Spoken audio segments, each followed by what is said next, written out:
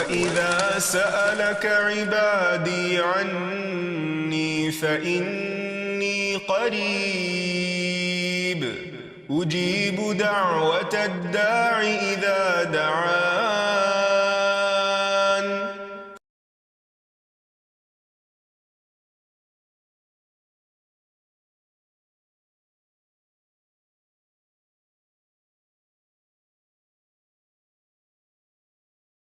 نحمده ونصلي على رسوله الكريم اما بعد فاعوذ بالله من الشيطان الرجيم بسم الله الرحمن الرحيم رب اشرح لي صدري ويسر لي امري واحلل عقدة من لساني يفقهوا قولي.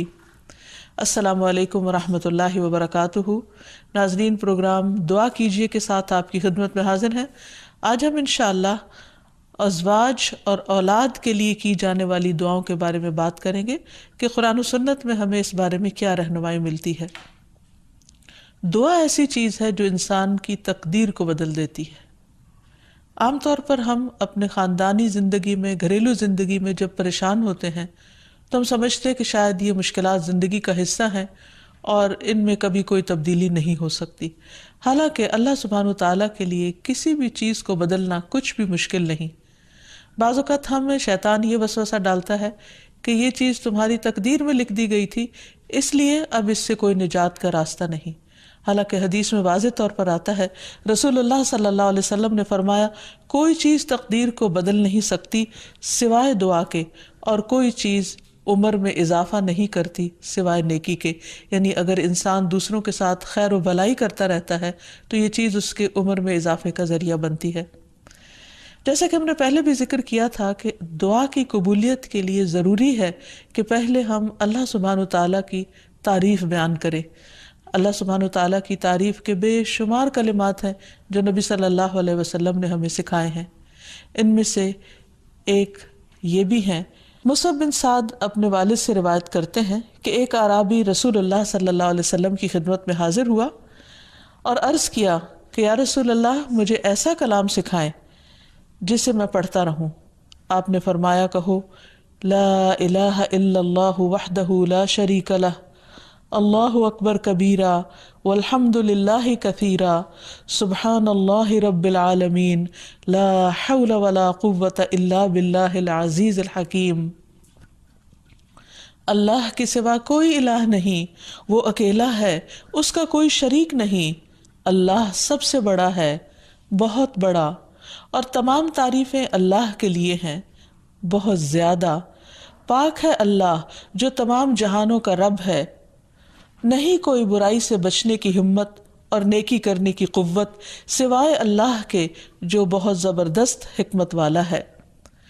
تو بات یہ ہے کہ جب بھی ہم اپنے خاندانی حالات، گھریلو زندگی، اپنے ازواج یا اولاد کے سلسلے میں کچھ بھی پریشان ہو تو اللہ سبحانہ وتعالیٰ سے خوب خوب دعا کریں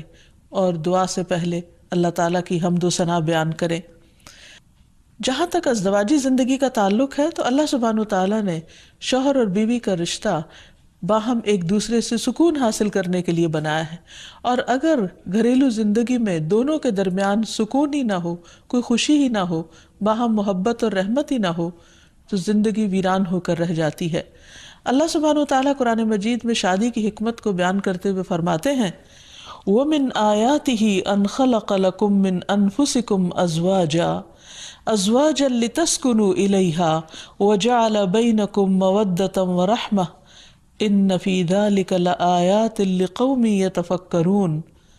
اور اس کی نشانیوں میں سے ایک یہ ہے کہ اس نے تمہاری ہی جنس سے تمہارے لیے بیویاں پیدا کی تاکہ تم ان کے پاس سکون حاصل کرو، اور تمہارے درمیان محبت اور رحمت پیدا کر دی. غور و فکر کرنے والوں کے لیے اس میں کئی ایک نشانیاں ہیں. یعنی اللہ سبحانہ وتعالیٰ نے تو فطری طور پر انسان کے اندر ایک دوسرے کے لیے کشش رکھی ہے، محبت رکھی ہے، لیکن اگر وہ کسی وجہ سے ختم ہو گئی ہے یا موجود نہیں ہے تو یہ بھی انسان کی زندگی میں ایک بہت بڑا دکھ اور آزمائش ہوتی ہے. تو اس سے نکلنے کے لیے اللہ تعالیٰ کی مدد اور اس کا سہارا لینا چاہیے، اور کسی بھی غلط قسم کے کام سے بچتے ہوئے اللہ تعالیٰ سے عاجزی کے ساتھ گڑ گڑا کر اس رشتے کی محبت اور خوشی کے لیے دعائیں کرنی چاہیے۔ پہلی بات تو یہ ہے کہ شادی سے پہلے ہمیں اسلام نے اچھے رشتوں کے انتخاب کا ایک معیار دیا ہے۔ مثلاً شوہر کے انتخاب کے لیے جو ہمیں حدیث ملتی ہے اور نبی صلی اللہ علیہ وسلم نے جو کرائیٹیریا دیا ہے، اس میں آتا ہے کہ اگر تمہارے پاس کوئی ایسا شخص نکاح کا پیغام بھیجے جس کے دین اور اخلاق سے تم مطمئن ہو تو اس سے اپنی بیٹی کا نکاح کر دو، اگر ایسا نہیں کرو گے تو زمین میں فتنہ اور زبردست فساد برپا ہوگا۔ تو اس حدیث سے یہ پتہ چلتا ہے کہ شادی سے پہلے انسان کو ضرور یہ دیکھنا چاہیے کہ جہاں وہ اپنی بیٹی کو بیاہ رہا ہے اس شخص کا اخلاق، کردار، مزاج کس قسم کا ہے۔ یعنی محض کسی دنیاوی فائدے یا کسی کے مال یا بظاہر زینت اور رونق کو دیکھ کر شادی نہیں کرنی چاہیے، بلکہ دین کو معیار بنانا چاہیے۔ پھر اسی طرح لڑکی کے انتخاب میں بھی جو بات ہمیں بتائی گئی وہ یہی کہ لڑکی سے 4 چیزوں کی بنیاد پر شادی کی جاتی ہے، لیکن نبی صلی اللہ علیہ وسلم نے جو خاص طور پر تلقین کی وہ یہ ہے فَاظْفَرْ بِذَاتِ الدِّینِ تَرِبَتْ یَدَاک، کہ تم دین والی کا انتخاب کرو، تمہارا بھلا ہو، یعنی لڑکی بھی نیک ہو، اللہ تعالیٰ سے ڈرنے والی ہو۔ اسی لیے ہم دیکھتے ہیں کہ خطبہ نکاح کے اندر اللہ سبحانہ وتعالیٰ 3 آیات میں 4 دفعہ اللہ کے تقوی کا حکم دیتے ہیں، کیونکہ جب تک انسان اللہ تعالیٰ سے نہیں ڈرتا اس وقت تک انسان انسانوں کے حقوق صحیح طور پر ادا نہیں کر سکتا۔ ایک اور حدیث میں بھی نبی صلی اللہ علیہ وسلم نے نیک عورت کو دنیا کی بہترین متاع قرار دیا، فرمایا دنیا فائدہ اٹھانے کی چیز ہے اور دنیا کی بہترین متاع نیک عورت ہے۔ یعنی کسی بھی مرد کی سب سے بڑی خوش قسمتی یہ ہو سکتی ہے کہ اسے جو شریک حیات ملے وہ نیک ہو، با اخلاق ہو اور خاندان کو بنانے والی ہو، رشتہ داریوں کو جوڑ کر رکھنے والی ہو۔ لہٰذا اس سلسلے میں اگر ہم نکاح سے پہلے ہی اللہ سبحانہ وتعالیٰ کے احکامات کو مد نظر رکھیں تو بہت سے مسائل سے بچ سکتے ہیں۔ رشتے کے انتخاب کے بعد نکاح کرنے سے پہلے استخارہ کرنے کا بھی حکم دیا گیا۔ استخارہ دراصل کیا ہے کہ انسان اللہ تعالیٰ سے خیر مانگتا ہے کہ یا رب اگر اس جوڑ میں بھلائی ہے، خیر و برکت ہے تو اس کام کو ہمارے لیے آسان کر دے، اور اگر خیر و بھلائی کہیں اور ہے تو ہماری رہنمائی اس طرف کر دے۔ استخارے کی باقاعدہ دعا نبی صلی اللہ علیہ وسلم نے سکھائی ہے، اور صحابہ کہتے ہیں کہ آپ ہمیں قرآن کی سورت کی طرح یہ دعا سکھایا کرتے تھے۔ ہمیں بھی اس دعا کو یاد کر لینا چاہیے، نہ صرف یہ کہ شادی اور نکاح بلکہ دیگر مواقع پر بھی جب انسان زندگی میں کوئی اہم فیصلے کرنے جا رہا ہو تو اس دعا کو ضرور پڑھ لے۔ پھر یہ کہ نکاح ہونے کے بعد بھی انسان خواہ بظاہر حالات درست بھی کیوں نہ ہوں، باہم ایک دوسرے کے ساتھ محبت اور ایک دوسرے کی خیر و بھلائی کی دعائیں مانگتا رہے۔ اس سلسلے میں جو ہمیں ایک بہترین دعا قرآن مجید میں سکھائی گئی ہے وہ ہے ربنا ہب لنا من ازواجنا وذریاتنا قرۃ اعین واجعلنا للمتقین اماما۔ اے ہمارے رب، ہمیں ہماری بیویوں اور اولادوں سے آنکھوں کی ٹھنڈک عطا فرما اور ہمیں متقین کا امام بنا، یعنی ہماری جو آئندہ نسل ہو یا جو ہماری آئندہ جنریشنز ہو وہ نیک ہوں، خدا خوفی رکھنے والی ہوں، اور یہ کہ ہمیں اپنے ازواج سے اور اولاد سے آنکھوں کی ٹھنڈک دے، یعنی خوشی عطا کر کے ہم جب ان کو دیکھیں اور ان کی زندگی میں ان کو پھلتا پھولتا دیکھیں اور خوش دیکھیں تو ان کی خوشیوں سے ہمیں خوشیاں نصیب فرما۔ اسی طرح رسول اللہ صلی اللہ علیہ وسلم نے ایک اور دعا بھی سکھائی ہے کہ جس میں برے ساتھی اور ایسے شوہر یا ایسی بیوی سے پناہ مانگی گئی ہے کہ جو انسان کو وقت سے پہلے بوڑھا کر دیں۔ حدیث میں آتا ہے اللہم انی اعوذ بک من جار السوء ومن زوج تشیبنی قبل المشیب۔ اے اللہ، میں تیری پناہ طلب کرتا ہوں برے پڑوسی سے اور ایسے ساتھی سے جو مجھے بڑھاپے سے پہلے بوڑھا کر دے، یعنی اس کے بد اخلاقی اور اس کے برے کردار یا اس کی طرف سے ملنے والی اذیتوں سے انسان اپنی صحت کو کھو دے یا اس کی جان کو روگ لگ جائے، تو ایسے صورت میں بھی دعا سکھائی گئی ہے اور اس کو پڑھتے رہنا چاہیے، کیونکہ شیطان کا سب سے پسندیدہ کام یہی ہے کہ کہ وہ شوہر اور بیوی کے درمیان اختلاف پیدا کرے اور ان دونوں کو باہم ایک دوسرے سے جدا کرے یا ایک دوسرے کے لیے باعث اذیت بنا دے۔ ایک انسان کے پاس اگر دنیا بھر کی دولت بھی ہو اور اگر وہ انتہائی کامیاب انسان ہو، لیکن اس کے گھر میں سکون نہ ہو، اس کے گھر میں خوشی نہ ہو، یا جو سب سے قریبی ساتھی ہے اس کے ساتھ اس کی نہ بنتی ہو، تو انسان کے لیے ایک بہت بڑی آزمائش ہے۔ تو اس لیے انسان کو ہمیشہ چوکنا رہنا چاہیے انسانی شیطانوں سے بھی اور جناتی شیطانوں سے بھی، کہ وہ اس رشتے کے اندر کسی قسم کا کوئی خلل پیدا کرے۔ اسی طرح ازواج کے علاوہ اولاد کے لیے بھی ہمیں قرآن و سنت میں دعائیں سکھائی گئی ہیں اور ان کا بھی اہتمام کرنا چاہیے۔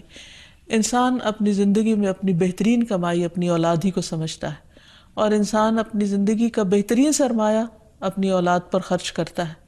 اور اپنے بعد بھی ان کے لیے ہر طرح کی راحتیں اور نعمتیں چھوڑ کر جانا چاہتا ہے۔ لیکن اگر اولاد نیک ہو تو وہ والدین کے لیے صدقہ جاریہ بھی بنتی ہے، اور والدین کے خون پسینے کی کمائی کو ان کی زندگی میں اور ان کی زندگی کے بعد بہترین جگہوں پر استعمال کرتی ہے۔ لیکن اگر اولاد بگڑی ہوئی ہو تو زندگی میں بھی انسان کے لیے اذیت اور عذاب ہے، اور بعد میں بھی اس کے مال کو ضائع کرنے والی ہوتی ہے اور اس کے لیے بدنامی کا سبب بنتی ہے۔ اس لیے خصوصی طور پر اولاد کے لیے دعائیں کرتے رہنا چاہیے۔ نبی صلی اللہ علیہ وسلم نے فرمایا 3 قسم کے لوگوں کی دعائیں قبول ہوتی ہیں اور ان کی قبولیت میں کوئی شک و شبہ نہیں: مظلوم کی دعا، مسافر کی دعا، اور والد کی دعا اپنی اولاد کے لیے۔ یعنی جب باپ اپنے بچوں کے لیے دعا کرتا ہے تو وہ دعا بھی قبول ہوتی ہے۔ اسی طرح نبی صلی اللہ علیہ وسلم نے اس بات سے بھی منع کیا کہ کوئی اپنی اولاد کے خلاف دعا کرے یا اس کو بد دعا دے، کیونکہ وہ بھی قبول ہو جاتی ہے اور پھر انسان کے لیے پریشانی کا باعث بنتی ہے۔ اس سلسلے میں نبی صلی اللہ علیہ وسلم نے فرمایا اپنی اولاد کو بد دعا نہ دو، ایسا نہ ہو کہ وہ اللہ کی طرف سے قبولیت کی گھڑی ہو اور وہ تمہارے لیے قبول کر لے، اور اگر انسان کی ایسی دعا قبول ہو جائے تو پھر انسان کے لیے سخت پریشانی کا باعث ہو سکتی ہے یہ بات۔ پھر اسی طرح یہ ہے کہ اگر کسی کی اولاد نہ ہو تو اس کے لیے بھی دعا سکھائی گئی ہے، اور وہ دعا ابراہیم علیہ السلام کی دعا ہے، جس میں وہ کہتے ہیں رب ہب لی من الصالحین، اے میرے رب مجھے نیک اولاد عطا فرما، صالح لوگوں میں سے عطا فرما۔ فبشرناہ بغلام حلیم، تو ہم نے اسے ایک بردبار بیٹے کی بشارت دی، یعنی اللہ سبحانہ وتعالیٰ نے ان کی دعا سن لی، اور یہ دعا بہت عرصے کے بعد سنی گئی تھی لیکن بہرحال سن لی گئی۔ ابراہیم علیہ السلام اللہ کے دوست تھے اور مستجاب الدعوات تھے، ان کی دعائیں قبول ہوتی تھی، لیکن یہاں یہ بات بھی پتہ چلتی ہے کہ دعا کی قبولیت کا مطلب یہ نہیں کہ جس وقت انسان منہ سے کوئی بات نکالے اسی وقت پوری ہو جائے۔ اس کی پورے ہونے میں بعض اوقات کئی سال گزر سکتے ہیں، جیسے ہم دیکھتے ہیں یوسف علیہ السلام کے واقعے میں، ابراہیم علیہ السلام اور دیگر پیغمبروں کے سلسلے میں۔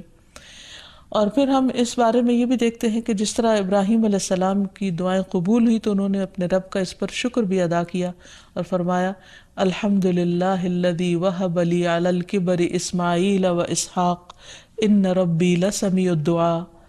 کہ اللہ کا شکر ہے جس نے مجھے بڑھاپے میں اسماعیل اور اسحاق جیسی اولاد دی، بلا شبہ میرا پروردگار دعائیں سننے والا ہے۔ اور حقیقت یہ ہے کہ اللہ تعالیٰ پیغمبروں کی بھی سنتا ہے اور پیغمبروں کے علاوہ باقی لوگوں کی بھی دعائیں سنتا ہے۔ اس لیے اولاد کی طرف سے کبھی بھی مایوس نہیں ہونا چاہیے، نہ ہونے کی شکل میں بھی اور ہونے کے بعد ان کی نیکی اور خیر اور بھلائی کے سلسلے میں بھی۔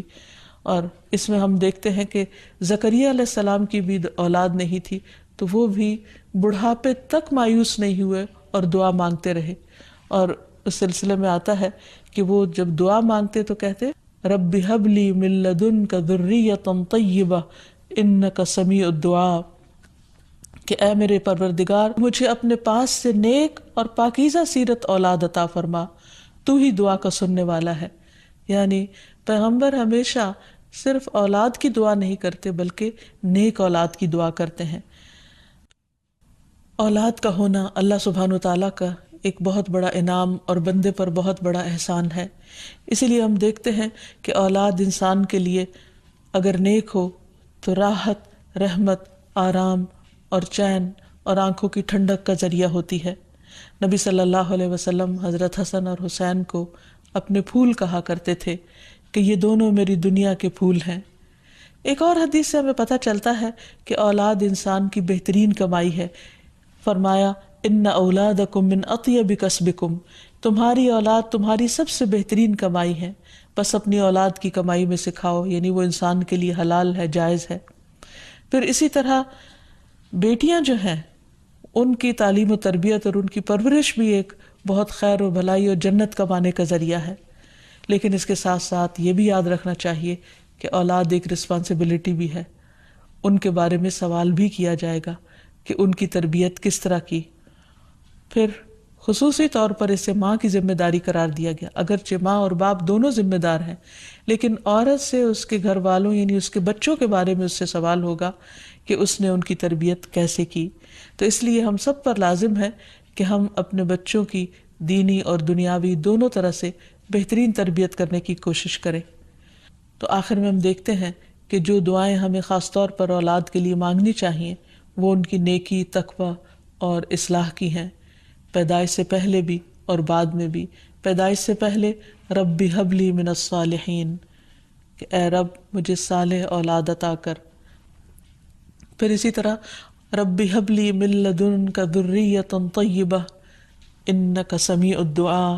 اے میرے پروردگار مجھے اپنی طرف سے نیک اور پاکیزہ اولاد عطا فرما، بے شک تو ہی دعا کا سننے والا ہے۔ پھر اسی طرح اپنی اولاد کو شیطان مردود سے بچانے کی بھی دعا کرنی چاہیے، جیسے حضرت مریم علیہ السلام کی والدہ نے ان کی پیدائش کے وقت یہ دعا مانگی تھی، وَإِنِّي أُعِيذُهَا بِكَ وَذُرِّيَّتَهَا مِنَ الشَّيْطَانِ الرَّجِيمِ، اور بے شک میں اس کو اور اس کی اولاد کو شیطان مردود سے تیری پناہ میں دیتی ہوں۔ پھر اسی طرح ایسی اولاد مانگنی چاہیے کہ جو انسان کے لیگیسی کو آگے لے کر چل سکے اور اس کے علمی ورثے کو سنبھالنے والی ہو، جیسے زکریا علیہ السلام نے دعا کی تھی۔ پھر اسی طرح اولاد کے اللہ تعالیٰ کے راستے میں قبول ہونے کی بھی دعا کرنی چاہیے، جیسے حضرت مریم کی والدہ نے ان کے لیے دعا کی تھی کہ ربی انی نذرت لک ما فی بطنی محررا فتقبل منی، کہ اے میرے رب بے شک میں نے تیرے لیے اس کی نظر مانی ہے جو میرے پیٹ میں ہے کہ میں آزاد چھوڑ دوں گی، سو مجھ سے قبول فرما، بے شک تو سب کچھ سننے سب کچھ جاننے والا ہے۔ پھر اسی طرح اولاد کی دینی دنیاوی ضروریات پوری کرنے کی بھی دعا مانگنی چاہیے، جیسے ابراہیم علیہ السلام نے دعا کی تھی، ربنا انی اسکنت من ذریتی بواد غیر ذی زرع عند بیتک المحرم ربنا ليقيموا الصلاة فاجعل أفئدة من الناس تهوي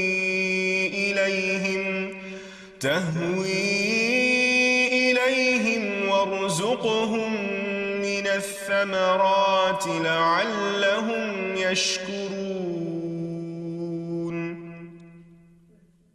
اے ہمارے پروردگار میں نے اپنی اولاد کے ایک حصے کو تیرے قابل احترام گھر کے پاس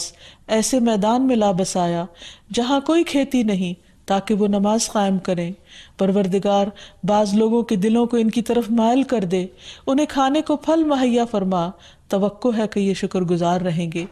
اسی طرح ابراہیم علیہ السلام نے اپنی اولاد کے کھانے میں برکت کی دعا کی، اللہم بارک لہم فی اللحم والماء،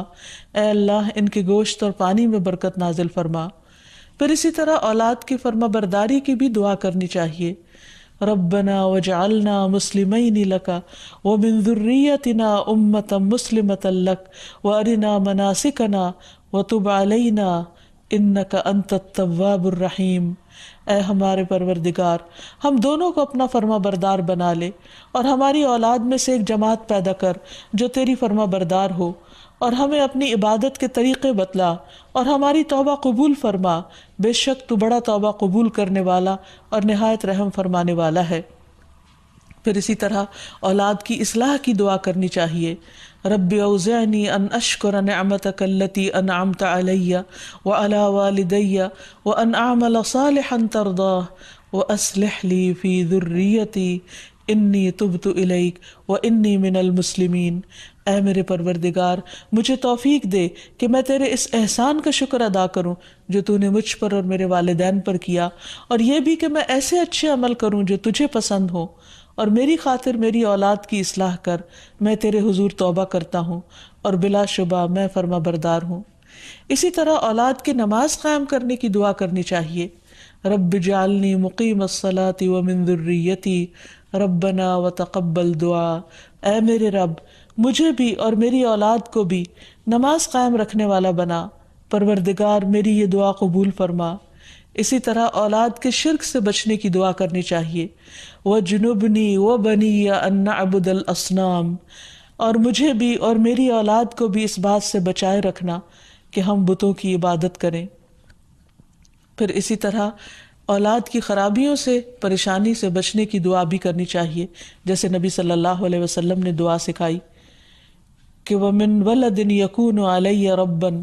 کہ ایسی اولاد سے مجھے بچائے یا رب جو میری آقا بن بیٹھے۔ پھر اسی طرح دوسروں کی اولاد اور دوسروں کے بچوں کے لیے بھی دعا کرنی چاہیے، کیونکہ انسان جب اپنے لیے خیر چاہتا ہے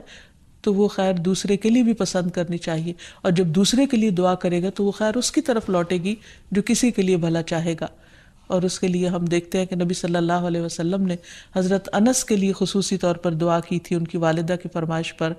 اللہم اکثر مالہ وولدہ،